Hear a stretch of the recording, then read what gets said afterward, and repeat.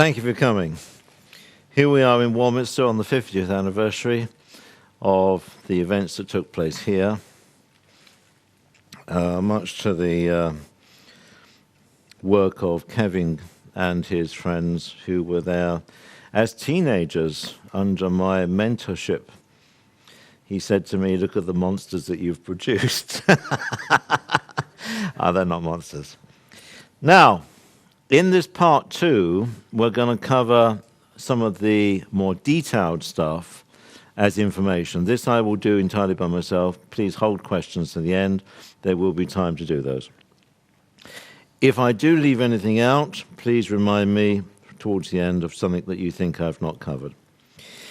Warminster, as a local flap, as they call them, happened from, they say, 64, 65 onwards. I was commissioned to come along and document it and run the Fountain Centre, Star House, which ran for quite a few years at that time, and that was covered in detail yesterday. And then I was tasked and commissioned to go to Wales, which is to the west of the United Kingdom, to cover an event and series of situations which have been dubbed the Welsh Triangle by the tabloid English press. The press loves to have cliches, and they love the word triangle, which is sort of appropriate, even if it's not very accurate. I've actually been criticized on my book, The Welsh Triangle, for covering a few events that were outside the triangle by a few miles. Well, please, get real. Now, let's just cover that briefly. In St. Bride's Bay, there is a facility at that time called Broady. It's a Royal Naval Air Station. It was used for training for the British Navy pilots who fly off aircraft carriers. It was principally their bad weather station. It's where they trained with bad weather. My God, they had a lot of bad weather on that coast. But also, at that time, and I can talk about this now because it's not there in that form anymore, there was an oceanographic research station, allegedly civilian, which was run by the United States under a United States Navy captain. Everyone wore plain clothes. They weren't allowed to have American vehicles. And if they got a parking ticket, they got shipped home in disgrace because they were a listening station for propeller noise, turbulence from Russian and any other what we considered enemy submarines. We were enemies at that time. Then we moved into a more friendly zone, and now we seem to be enemies again. But that's all political crap. And they could hear from deep microphones placed out in the Atlantic the signatures of propellers on both submarines and ships, and also whale song, very good for picking up whale song. And there were other stations on Newfoundland and Greenland. And with that coverage, they could track these boats and ships. And that's now a totally global system, so they know where every single thing is in the world. And you, of course, have computers now that can plot things. You can actually go online, as you know, and you can track any civilian aircraft in the world by tapping in some data, and it will show you where the aircraft is. And so this information explosion has gone on, but it all started in those days on a military sense. And often things that start in a military context get funded by military are then drifted sideways into the civilian arena and become useful. They're coming for us. So I've worked with the police, incidentally, quite a lot in my life. I've been quite a contributor to Special Branch and to intelligence and tracked down some really evil dudes because evil dudes need to be tracked down. After Wales, I think I'm not going to go into Wales too much in detail because all I'm going to say is the fallout that happened in Wales was because the Navy, the American listening station was there, and they were tracking unidentified submarine objects in the North Atlantic, principally around Iceland, which were capable of doing at least 150 knots underwater, which is faster than any submarine that the British or the Americans have. And their attention drew the attention of the quote-unquote ETs, aliens, call them what you will, who do not like to be watched themselves. They're quite paranoid. And so they did a counter-intelligence operation and infiltrated the intelligence computers at that base and played a few games and got everyone shit scared.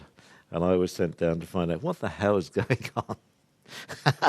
And this involved craft that couldn't appear on radar. It involved their computers going down, ghost images appearing on their screens, all kinds of stuff, all kinds of ET games. ET has an incredible sense of humor. Now, after that, sometime after that, there was an incident which has become known as Rendlesham Forest, the British Roswell. Can you tell me more? How much do you want to know? It's a big subject. I'm not going to cover the whole story of Rendlesham because it's very well known. The lights were seen. The RAF security personnel went out on a number of nights, 2 in particular. Reports were made. Some of these reports conflict with each other to a degree. And the Americans came in, and the Americans and other people came in and shut everybody up, because the principal thing about security, and I should know, is not to prevent the Russians or the Chinese knowing this shit. I mean, they have their own systems and listing and moles and God knows what else. They know this stuff. You know, we all know each other's stuff. It's to keep it from you guys, and it's to only keep it from it being an embarrassment.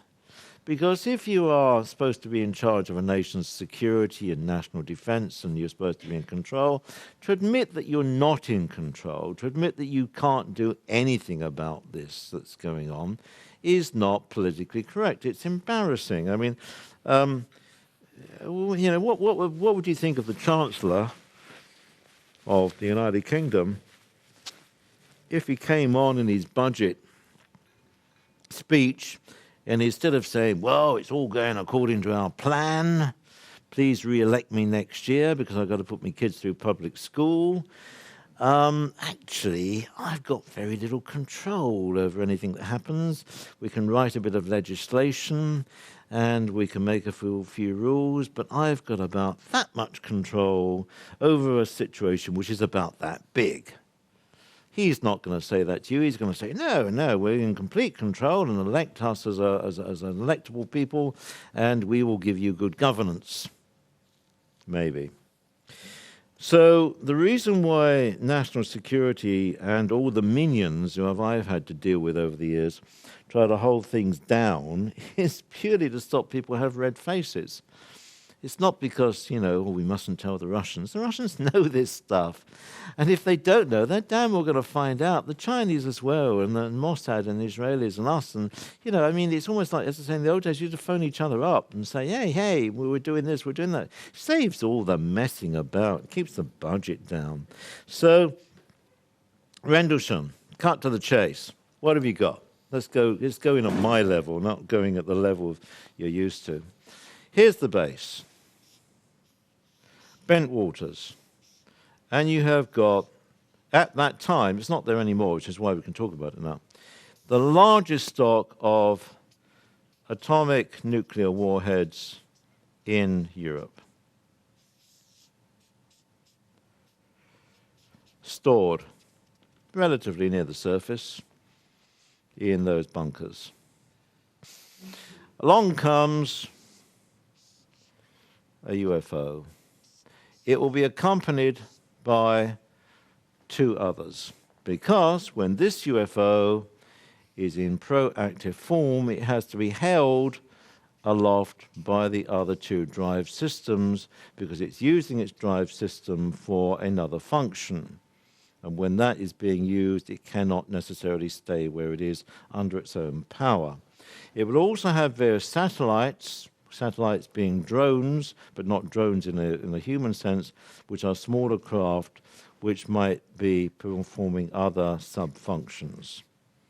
They have a mechanism which is part of their whole technology to come in here and take out the plutonium fuse. If you know anything about atomic weapons, which I hope you don't, you will know that you've got a core material, you've got a fuse, and that fuse will not go pop until it becomes a critical mass, in which case it achieves criticality, produces fission, and the distribution of the intensity of neutrons and other material will then fire the process which makes it go pop. If you take out the fuse, like taking a percussion cap out of a percussion cap pistol, we're going back a few years now, you have not got a weapon. It will not go pop. So they came along and they took out the fuse, okay? And then they have a way of taking the plutonium and they convert it to iron, which is quite easy. There's a relationship, incidentally, between hydrogen, oxygen, let's get this right, silicon, and these are to do with resonance functions. I've covered in the first part a little bit about physics. Let's cover that quickly now. By the way, this is the back side of the chart I was doing earlier, so you will see some of the background material coming through, but it'll be all right. Hydrogen is a resonance, fundamental resonance very near to energy. Energy in the universe, the ether, creates matter. Chicken and egg, but the ether has to come first before the matter can be there. Hydrogen becomes a succession of table of elements, right up to the heavy elements, and they go in groups. And these groups have a harmonic relationship to each other, like on keys of a piano, of different tones and keys and octaves. And if you know that you have an E, you also have in another key another E out there. Anybody who does music may understand this. If you understand music, you will have a much better idea how actually the universe works. So, if something is here, you can change it to there.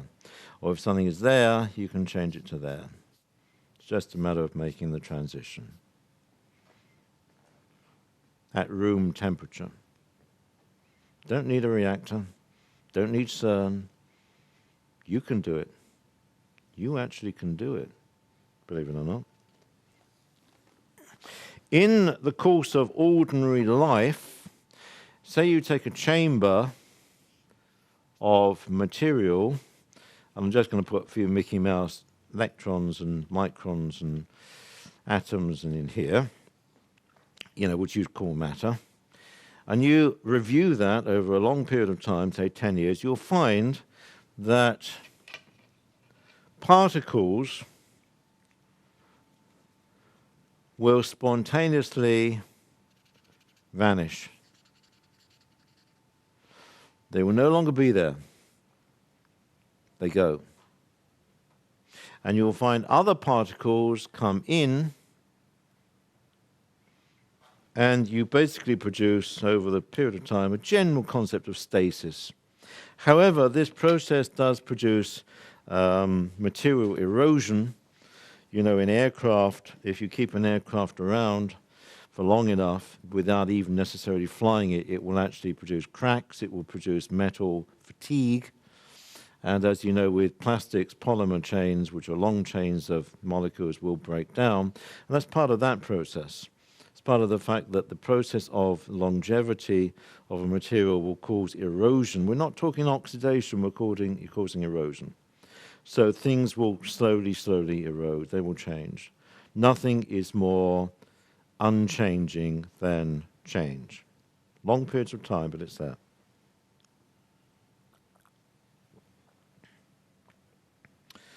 Where were we? Mental blank.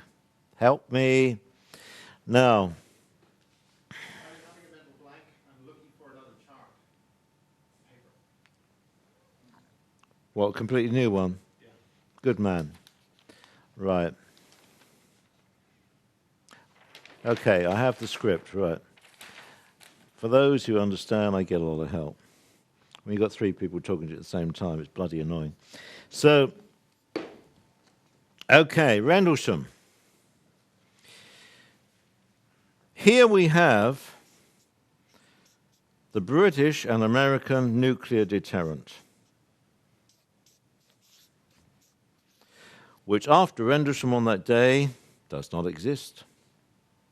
It's not there. It only fires blanks. Call for the brown trousers. In Russia, this is in the old hang on, can't even spell it, USSR. Back to the USSR. The same thing is happening. Mutual assured non-destruction. We didn't know that. The Russians didn't know this. Everyone's calling for the brown trousers. So, for whatever reason, ET is taking out a large proportion, not necessarily every one, of the main nuclear arsenals of all players. I call these people players. I say people, I mean entities. Player can be a cartel, it can be a cabal, it can be a dynasty, it can be an individual, but I just call them players. I can't find a specific international crisis that would say that the occurrence of Rendlesham at that time was pertinent to something that was going on or not going on. I can't say that Rendlesham stopped an incident because I can't find an incident, and I have looked. You might look and find an interest, let me know, because I'd like to know what that was all about. But anyway, all that was going on. Now, that had been going on for a long time. There was a mention here about, if I recall the words, the Carlton crater. I don't know if I've got the word right. And it amounted to the fact that there was some kind of incident or sighting, and in a field there was a hole and there was something in the hole. And the army came along with long poles, and when they're using long poles, you know, they don't want to get near it, and they were finding out what was in this hole. Now, I can tell you what was in the hole. When this iron has been created out of the plutonium, they don't want to take it home. So they dump it, but they dump it in a responsible manner, and they usually dump it down a hole. In those days, a very small hole, now a bigger hole. And some of the holes, somebody asked about sinkholes. This was one of the other kinds of sinkhole, that some of the holes that you find, and I don't mean the big sinkholes, I mean a tube-like hole, found after a lot of them in Siberia. Big tubes going down into the ground, no explanation for them. There's nothing they found, but those are probably dump holes. And they have found some very radioactive material in the Siberian waste, which should not be there. Like, why would in the middle of the Siberian waste you have a concentration of some very radioactive material? It does erode quite quickly. The half-life of this decayed iron is quite... The iron is slightly radioactive, but it decays very quickly. Decay by half-life means that you have here a literal decay by time. So this radiation over this half-life goes down to half, goes down to half, goes down to half. That's what you call a half-life. So Rendlesham, the craft, which was dripping metal, is dripping and dispersing of the iron that it says picked up from the bunkers.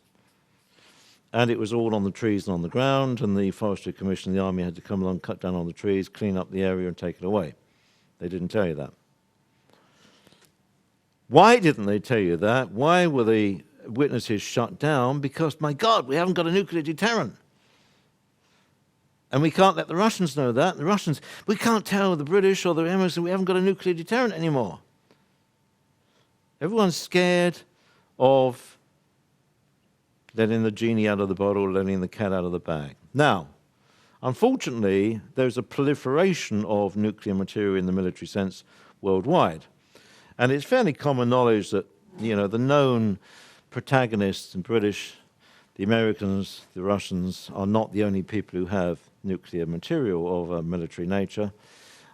Israel has had a lot of material for a long time, but mostly of the smaller capacity, what we call tactical level.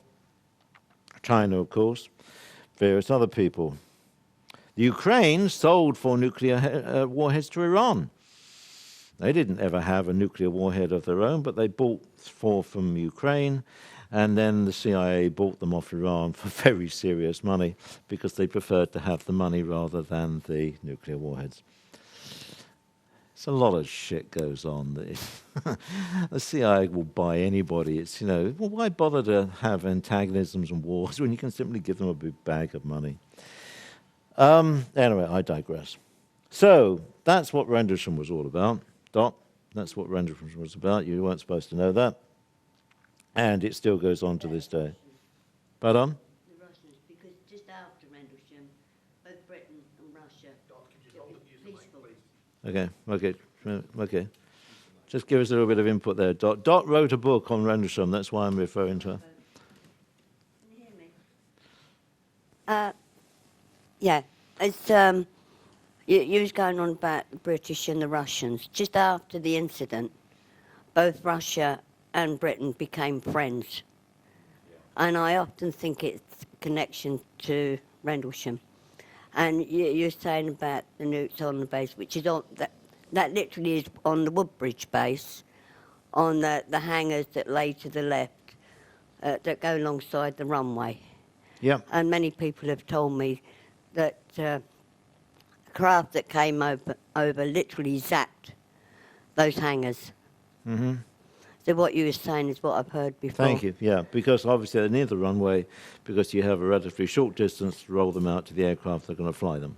True. Which in those days were a lot of often bombers. They were, actual aircraft. Yeah, but during the war it was where craft that had been, injured or whatever, it was a landing site for maimed aircraft. Got it. Thank you, Dot, for verifying that. You're welcome. That's good. Moving on, perhaps before we entirely leave that subject, is one of the questions that I came across here was, what did the aliens do to control us? Well, this would imply from upstairs certain elements, which I have some knowledge of,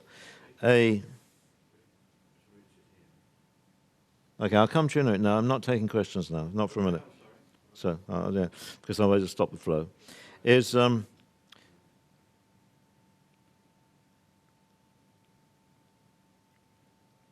how much security oversight from an international peacekeeping point of view, from upstairs down to here, has gone on, does go on?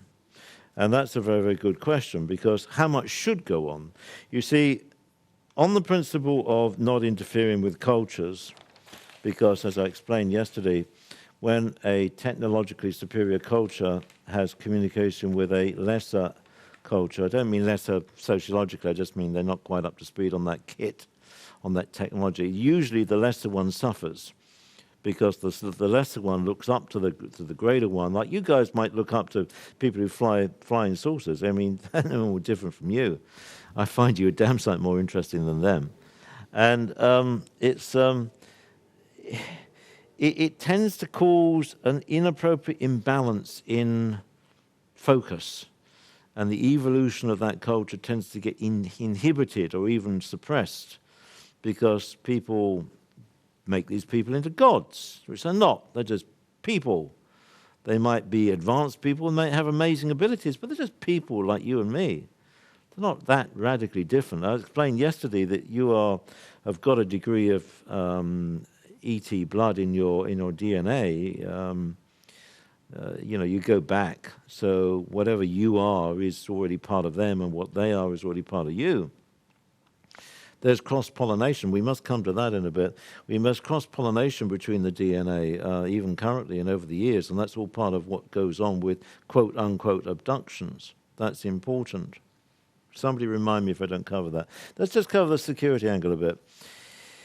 It freaks out the military, and it freaks out intelligence, and it freaks out the politicians who are allowed to know this stuff, that uncontrollable force or intelligence can control our military systems. You've heard testimony in the States of Minuteman squadrons, that's a ballistic missile, being taken over, shut down, run up to firing point, shut down. They can take over the British computers or the English computers or the American computers. They can just take them over like that because their ability to infiltrate the technology is absolutely incredible. Both in terms of your consciousness, in terms of your technology, in terms of starting or stopping a car, anything, they've got access to that. But the question is, how much should it be used? Because, as I've said, the more you interfere, the more you damage the social evolution of a culture. You don't want to do that. You don't want to do that. But there comes a point when there's a cut-off point where if the kids in the kindergarten have got too many matches and they're setting things on fire in the corner, at what point do you interfere? Now, I know for a fact, been involved, that interference has gone on a number of times to your benefit, to the benefit of the earth. And it's not just human beings, it's the ecology and the animals and the whole duration of the planet. We don't want to lose the planet. It's too damn valuable. And, you know, sanctity of life. I would try not to step on a spider, even unless I can absolutely help it, you know. You don't want the karma of that. If you've done something, you have created a karmic connection.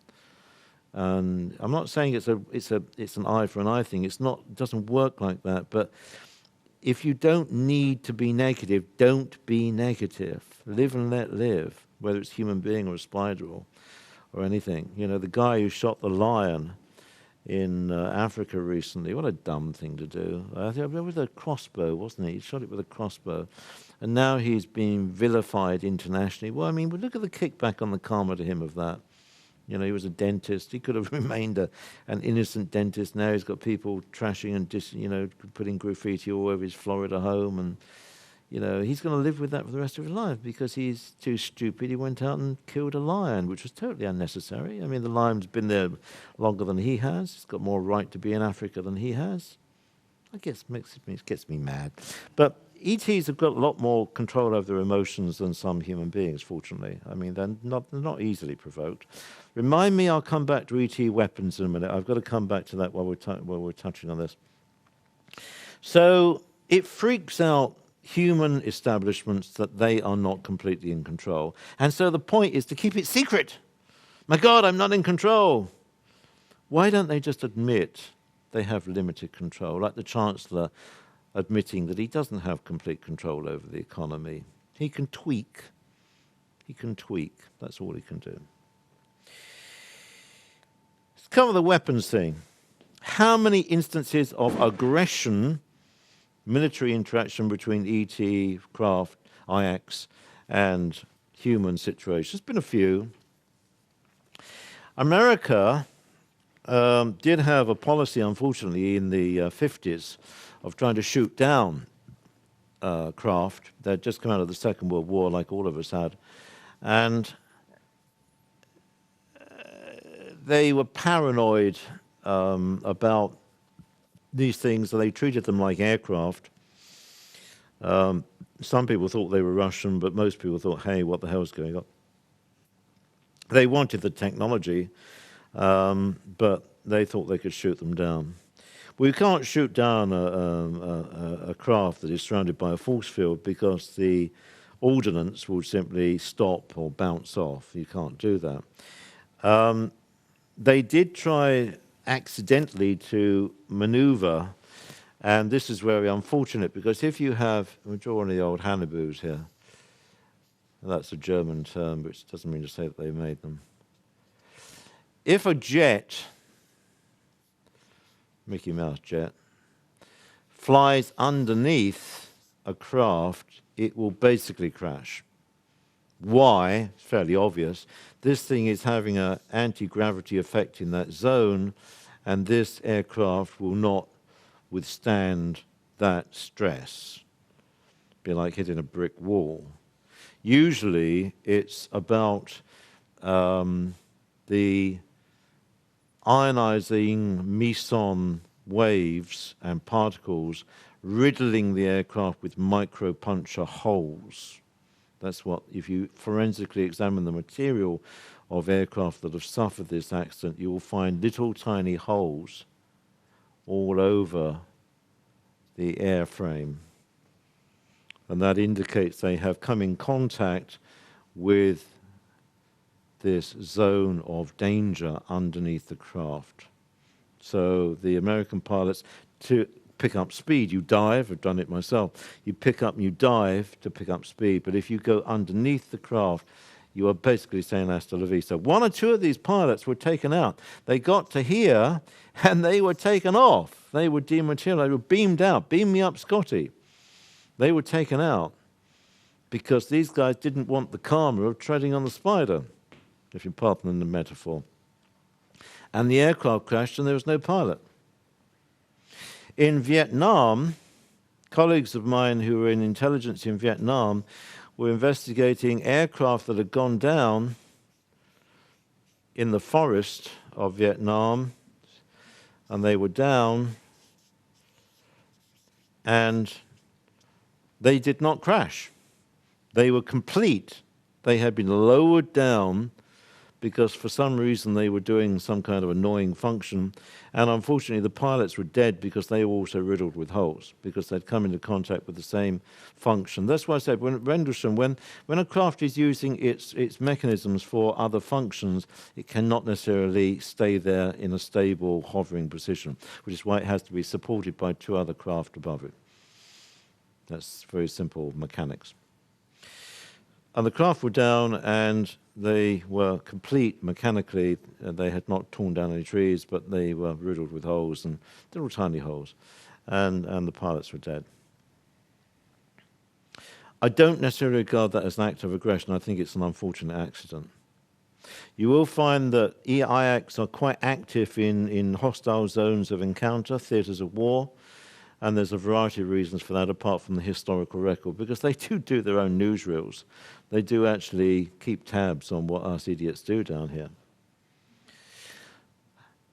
Sometimes they interfere, but it is not general policy. If you want to go and kill yourselves or kill each other, well, carry on, won't make them, on that level, it doesn't make evolutionary. As long as you're not going to blow yourself away, it doesn't make a lot of difference. If you're looking at a herd of wildebeest, as if you crocodiles eating some wildebeest as they cross the river, well, you're not going to go in there and kill the crocodiles, because maybe the crocodiles are taking out the weak ones.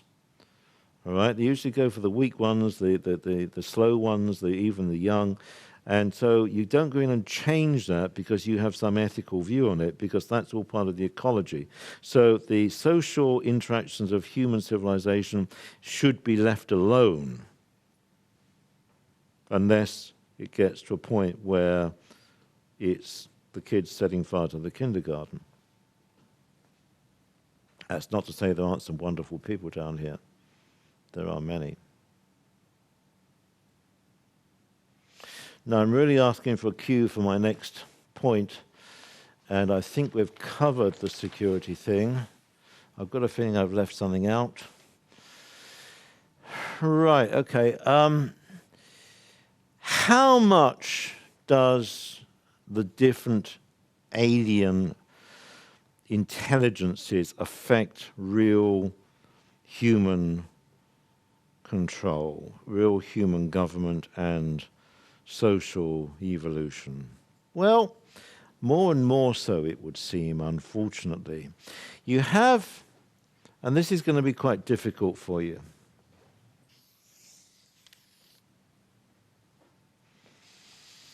pie chart.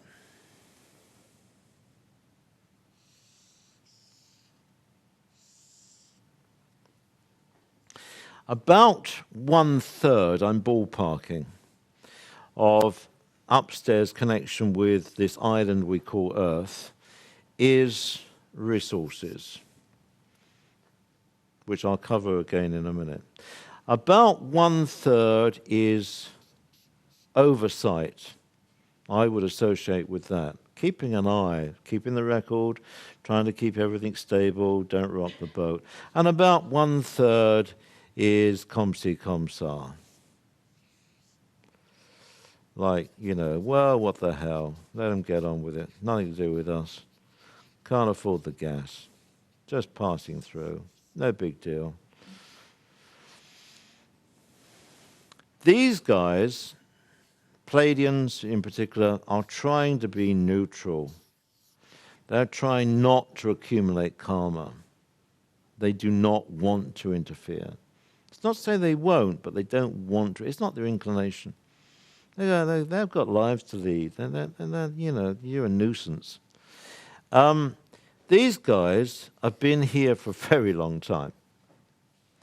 As I explained yesterday, about 450,000 years, of which the human interaction is about 250,000 years, when they created not the slave, but the helper, the new man, the human. And then when that civilization had its big catastrophe, what you call Atlantis, which was a pandemic thing more like Mu and Lemuria, which was about 10,600. I'll put a convenient figure in there years ago, from roughly today-ish. Don't hold me to too much account on that. It's quite vague. And a lot of that was destroyed due to crustal shift of 3¼ degrees, as we discussed yesterday.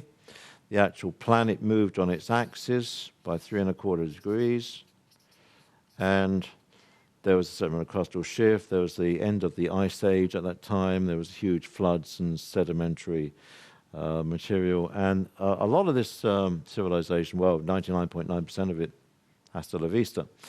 Whether those people completely escaped is debatable. Probably a lot of them did, and a lot of them went underground, a lot of them went to the moon, a lot of them went elsewhere. And for about 4,000 years, there was not a lot going on the Earth at all, because there was such devastation. And then civilization, the survivors who had survived quite magnificently in their small groups, started to build themselves back. You had Mesopotamia, the Sumerians, and various other subsequent groups where some of the technology and some of the knowledge and some of the people resumed, and they got quite a lot of help from upstairs, and then that went through a various of series coming forward to the present day. I'm trying to avoid the nasty bits. In here, this is what I call resources. You have, first of all, the procreation requirements. Now, some of these races, and I'm not being racist, and I have no feelings. My mission is to make everybody as fulfilled as they possibly can. I have no prejudices. There are no good guys and bad guys. You have to try to understand. If you have, in any one particular species, a large head and relatively modest-sized pelvis, your intelligence will work out that you cannot deliver in a child that size of head through that size of pelvis. Can you? Can't be done. God knows. I mean, when I had a small holding and you cover a Frisian, you cover the Frisian with a Hereford because it's a very small calf, and that gives the uterus a chance to expand, because if you try to breed a Frisian out of a Frisian on the first delivery, you will kill both of them, both mother and child. So you breed a Hereford Frisian cross. And it stands to reason, let's cover some of the anatomy, is that if you've got a race that has a large head and a limited size of pelvis, they cannot deliver naturally. Neither do they want to carry around a baby which is going to kill them anyway. And over the millennia, we're talking very long periods of time, they have developed other systems. And the other system you may not particularly approve of, but I can't comment on it. It's not anything to do with me, but I can only tell you what it is. They use host. They use surrogate incubation. And it involves a human female, usually a human, it doesn't have to be a human female, and the human female will be inseminated with sperm of one kind or another. You have to remember, because you are 1.6 alien and 98.4 primate, there is a cross-pollination of the ability to procreate, which originally was like a mule or an ass, where you have a horse and a donkey, or a donkey and a horse, and then evolved more into like two different breeds of dog. In theory, a poodle can breed with an Alsatian, and you get something called, I don't know, poddle, whatever you want to call it. But you see, we see where I'm going with this. There are sometimes ability to breed a hybrid, which is a combination of two different species. When people do dog breeding, they do it ordinary insemination way. This little doggy mates with that little doggy in there. So we've got a nice little pretty doggy there, nice little temperamental doggy there, put the two together. You get an even better doggy out of that. But you can do it in vitro, literally in a test tube. They don't use test tubes, but I'm using this as a metaphor. And you can inseminate a human female with, so she becomes pregnant. Now, at a certain point, it is routine, because they microchip them, which is a microchip which is coated in carotene, which actually stops the rejection process. And this transmits. It transmits on signal coming down. It's a passive transmitter. It sends it right back up. It's the same thing is in here. You know, this is not... It's not exactly unknown technology. Barclays card, send me my contact card. And I never use these damn things because they can be hacked. But you can go to the checkout and you slip that past. There's no battery in that. But it's picking up a signal and it's retransmitting a signal back. And lo and behold, you've paid for your groceries. And this is the same principle. This chip produces exactly the same return signal. So this person, apart from any other method, which is more advanced, can be tracked. And generally speaking, with the procreation program, they stay true to families, they stay true to bloodlines, and they stay true to the same surrogate females, maybe for their whole life. So when somebody has said, I've had 20, well, I'm exaggerating, say 12 phantom pregnancies, they have probably produced a number of alien hybrid babies, because at a certain point, this female gets quote-unquote abducted, which means she gets taken off and she's put on one of the tables, which look like that, and through the navel, which is the standard method, or through the uterus, baby fetus will be extracted. Now, there's a secret about this. I've delivered 5 or 6 children myself in normal human terms, because I am qualified in certain areas, and I just happened to be the guy on the block who could deliver there at the time. And babies, in this context, you must not let them breathe. You have a function in human children that they are in the fluid, and they've got the umbilical cord. And if you allow the natural expression of oxygen, their heart will change, as you know, and they are then needing oxygen for support, and you can't support them in vitro after that. So they cannot breathe, they're not allowed to breathe, they have to be extracted and not be birthed, and then they come off and they go into in vitro tubes, and they grow up in the fetal to early life form in the chambers. And lots of people have said they've seen these chambers, and that's the way they grow them. This is not a negative process. It actually removes the pain of birth. It removes the problem of genetic problems with indigenous diseases or diseases which are in your DNA. And I have to say the human civilization is moving in the same direction. In America, they like cesarean births. They regard cesarean births as more safe, which I don't happen to agree with. But this is just taking it one step down the line by taking the baby out in a fetal form and then growing it in vitro, basically in a fluid. These fluids contain oxygen, Many people who've gone on ships for long journeys, who've been abducted for long journeys, principally for social educational reasons, are popped in a tank where they actually, it's very scary, where basically they are then underwater or under liquid, but the liquid allows them to breathe like an amphibian, or a fish breathes oxygen by the transmission of the oxygen and is into the lungs. They don't require to have gills. The liquid is very high on oxygen. Anyway, cutting to the chase, that proportion of entity needs human beings as procreating surrogate females. Thousands of them. And been going on forever. I mean, we're talking hundreds of years, not talking since 1946. I mean, North American tribes were a favorite source of surrogate females. And they will talk about this, and other people, other tribes and cultures know about that. It's usually a helpful, interactive social relationship. You could argue, depending on point of view, they're being abused. You could argue that they're part of a different kind of social structure.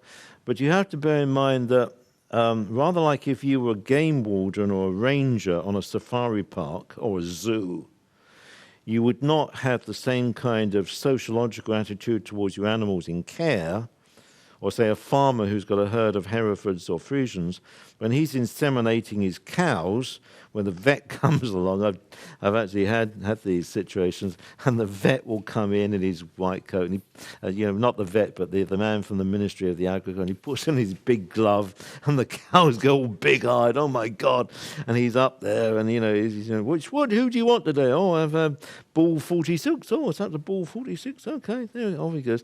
I mean, it's a different attitude. Do you see what I mean? You have to be clinical about this. And I'm not endorsing it. I'm just telling you the way it is. I mean, if you want to have a problem with this, we'll go and talk to a farmer who's got a herd of Herefords and talk to the Herefords or the Frisians and see what they feel about it. They quite enjoy the whole thing, actually. So there's that. And then you have an infusion of what I call pirates, principally from Epsilon Eridani too, who come in and basically hijack some of this situation and produce some of their own kids and drag them off because they've lost the ability to procreate anyway, so they can only do it that way. But the indigenous ones tend to have been doing it here for a very long time and need the human beings and need that ability to do that. Now, you can't really put this on the front page of the Sun or the Daily Mirror or the Financial Times because shock, horror, my God, we're being abused. And governments know this, incidentally. They know all about this. Now, where are we going here? Right. So, resources. Water, very important. Planet Earth is a major source of fresh water. Let's keep it fresh. Air, oxygen, all the normal things of life. Fruits, animals. We'll cover that. This is the tricky bit. Animal abductions. If you are familiar with that slightly tricky area, you know that the animals are usually bloodless. The blood has been extracted. The animal is anesthetized. It might die biologically prior to the extraction of blood. But in fact, the loss of blood is a very, very painless method of an animal dying. Some of the Islamic beliefs believe that you should cease an animal for slaughter by bleeding. They cut the throat and hang it upside down. It sounds very barbaric, but ironically, it's a relatively painless way to die. In slaughterhouses in Europe, they basically stun them with electricity and then they carry on.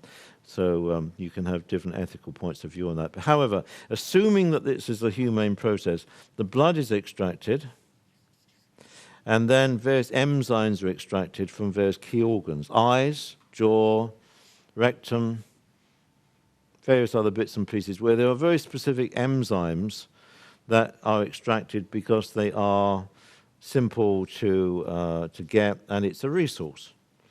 Happens with mammals, generally speaking. Does happen with some sea mammals, but mostly mammals. Cattle, horses, very rarely dogs, some humans. That's the tricky bit, is some of these dodgy guys do take humans for food. Not that many, but it does happen. I don't approve of it. but it has been going on for a very, very long time. Not nice, but happens. And you gotta, what do you do about that? I don't know what you do about that. But generally speaking, the planet Earth, in terms of interstellar travel or interstellar translation, is considered for victualling, as we would say in the Navy. It's a victualling station. It's necessary for motherships, which can be very large. Let's cover ships. That's a good one, because you like that kind of stuff. Roswell.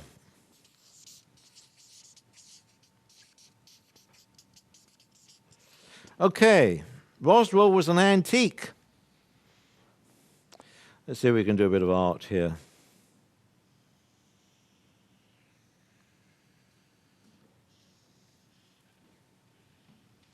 Very inaccurate, amazingly inaccurate. I do apologize. Wasn't a flying saucer, was it? Oh, no. It was an antique craft with its very peculiar back end, which Kenneth Arnold had seen, generally speaking, near Mount Rainier, which he coined the term flying saucer, but in fact they weren't flying saucers. They only looked flying saucers because if you look at the thing on its side, it does look like that, approximately, but in fact it had an indented back end and was crashed deliberately because human beings like stealing things. How many times have I beaten up governments to have a particular piece of technology taken on board and absorbed? Brought in, over 26 years ago, the definitive cure to breast cancer from Sweden. Did anybody want to know? Absolutely not. Because pharmaceutical companies make on average £60,000 to £90,000 per patient per year from pharmaceutical treatment of cancer. Big bucks, big money, money rules. Don't want that. Managed to get through the oil pollution technology and a bunch of other stuff. But generally speaking, it's very, very difficult to introduce innovative technical material because you've got a whole bunch of university professors and research grants who have been working on something for 20 years, who know what the hell they know or they think they know, and they don't want to admit that they're wrong or that they're completely up the wrong alley. And you've got cartels and corporates who have been, producing fossil fuels and God knows what else, have committed to what they do, and your technology is going to completely ruin their bottom line. So to bring in technology is very, very difficult. Usually you can slip it in occasionally, but if you want something really accepted, you allow human beings to steal it. So what did you get out of Roswell? As Corso said in his book, The Day After Roswell, you get Kevlar, which is an armor-plated spider silk, really. Spider silk is stronger than steel. You get fiber optics. You wouldn't have all of that without Roswell. You get microchips, and you got Velcro, thank you. Well, I don't know about Velcro. I'm not too sure about that. I literally don't know. You might be right, you might be wrong. There's another big one. I'll think about it in a minute. Fiber optics, Kevlar. If you read The Day After Roswell, you'll get most of it.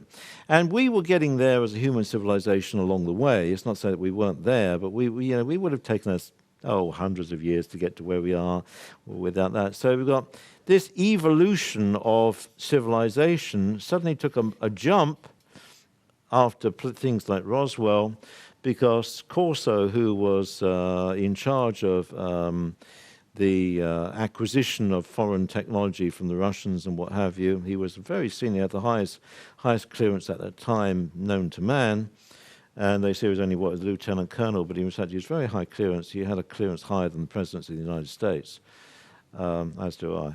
And basically, these things came out, and he drifted them off into corporations, by saying, I've acquired this from somewhere, probably the Russians or the Chinese. Well, it didn't really matter. It's all classified. And what do you think about that? What's that?